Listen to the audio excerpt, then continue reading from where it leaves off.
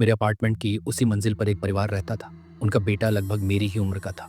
उसकी माँ अक्सर मुझे अपने घर बुला लेती और हम घंटों साथ खेलते।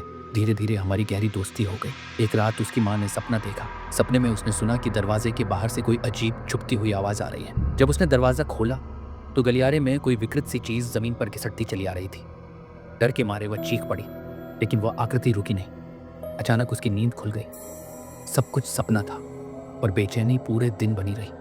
अगले दिन वह मेरी माँ को साथ लेकर एक जानकार ज्योतिषी के पास गई। उसने बिना भाव बदले कहा, यह सपना खून से जुड़ी घटना का संकेत है। कुछ समय तक घर से बाहर न जाएं। यह सुनते ही वह गुस्से में भड़क गई। मेरे बेटे के बारे में अपशकुन बोल रहे हो? वह उठकर चली गई, लेकिन जाते जाते मेरी माँ से धीरे से कहा, आप और आपका बेटा सुरक्षित रहेंगे। कुछ दिन बाद हम दोनों परिवार पास के बाजार से लौट रहे थे। अचानक मेरा दोस्त दौड़ता हुआ सीढ़ियों की ओर भागा। वह चिल्लाया, मुझे बहुत जोर से पेशाब लगी है।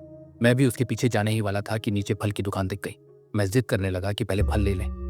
उसी समय ऊपर से एक दोस्त की आवाज आई, माँ चाबी नहीं है।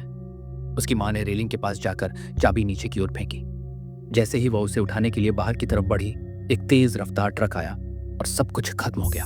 मेरी माँ ने तुरंत मेरी आंखों पर हाथ रख दिया। बाद में पता चला वह वहीं मर चुकी थी। आज बरसों बाद जब सोचता हूँ तो एक सवाल दिमाग को चीर देता है। हम नर्सरी के बच्चे थे। रेलिंग की ऊंचाई बड़ों की छाती तक थी। इतना झुकना हमारे लिए मुमकिन ही नहीं था। तो उस दिन उसे बाहर झुकाने वाला कौन था?